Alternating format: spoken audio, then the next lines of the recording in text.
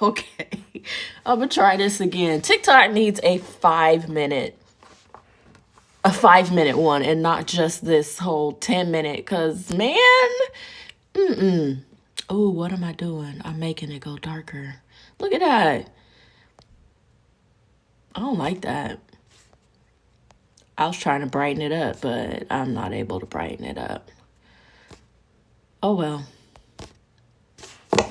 Anyway, what I was saying in the previous post is that I was recently reminded of when I had my nervous breakdown in college, and I had no idea why it happened. I remember that when it happened, I was wandering on the track and field area, just walking around, crying, totally outside my mind. And I had no idea why I was there. I didn't know. I couldn't figure it out, right? I just knew that I wasn't in a good space. And I felt like I didn't have anybody to turn to. So I walked and walked and walked. And what set it off was that I thought I had lost my collapsible umbrella that my mom had given me when she went to, I think it was Georgia. And I lost it. I was about 135 pounds. My hair had been shaved off in the back, and it was cut really low. It was like at my ears, if not above, because the person that I saw that day, or right before I went to college, to the university, cut all my hair off. And I didn't know. So I think that the breakdown was waiting to happen. I remember crying about it, but, even recently I've been like, man, I'm ready to cut my hair off because I can't do my hair. It's been so painful to do it. And I was like, well, maybe I need to get a relaxer. So my cousin's wife, who I call my cousin, she sent me some money and was like, go do something for yourself. So got the hair done, right? And I was like, don't do much because I ain't going nowhere. Just gotta curl a little bit. But we cut off a lot. I was like, we can't cut the rest off. There's still about 6 more inches that need to go. But anyway, I was reminded of that breakdown. And that's not why I'm crying. Right now, I'm crying for me. Because I need to release so much. And as I told my cousin when she surprised me with that money, and trust me, I needed it in more ways than one. Because this illness has put such a financial strain on me.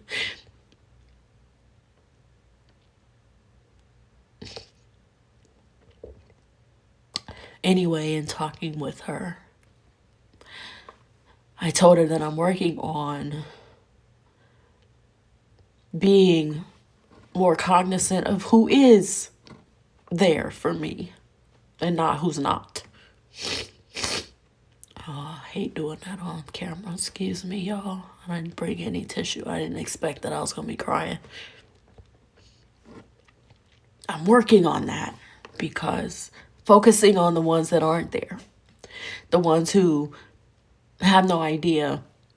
And I know I used to post a lot, but I wasn't telling everything because a lot of people can't even handle it.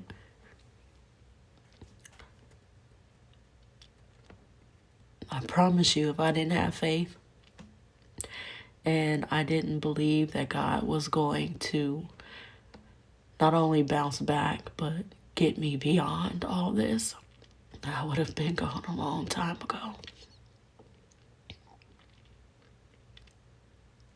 I ain't gonna say that it doesn't pop into my mind. It does often. But I know that the devil is a liar. So I stand. I sit. I lay. I've only been up for about 5 hours right now. 5 hours. The day is pretty much gone. But as I talked to my grandmother and I told her, I have to forgive people for putting them in a position that they didn't have the capacity to be for me. And I have to forgive myself for putting myself in a position that I shouldn't have been in. Because I didn't have the strength, and I didn't have the wisdom, and I didn't have the courage to pull myself away. I didn't have the courage to say what needed to be said, and I always wanted to wait until I was face to face to speak what I needed to speak. I didn't want to do it over the phone. And I don't even know how long texting has been available, but I never wanted to text. And I'm like, you can watch me on social media, but I'm hurting. You say you love me. This one isn't a phone call. This one isn't a text. And as I was thinking all day today, I was like, God, I need my Silases, my Peters. So even when I feel like I'm Jonah or Jobette, as I call myself for a long time, for those who know the story of Job.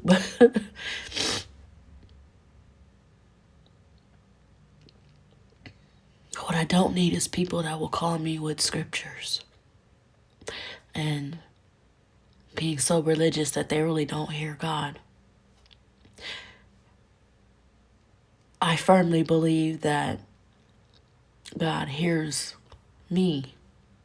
And when I pray for real, for my Silas,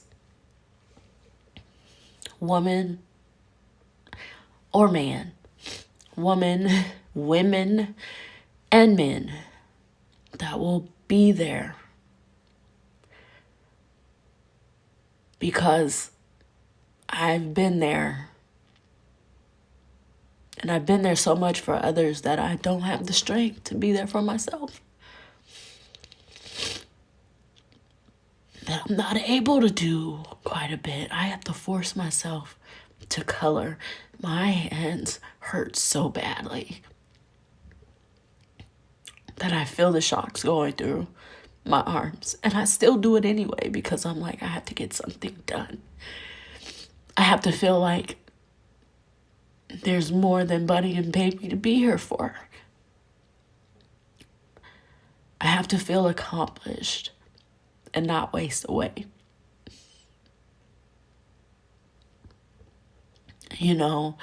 It is only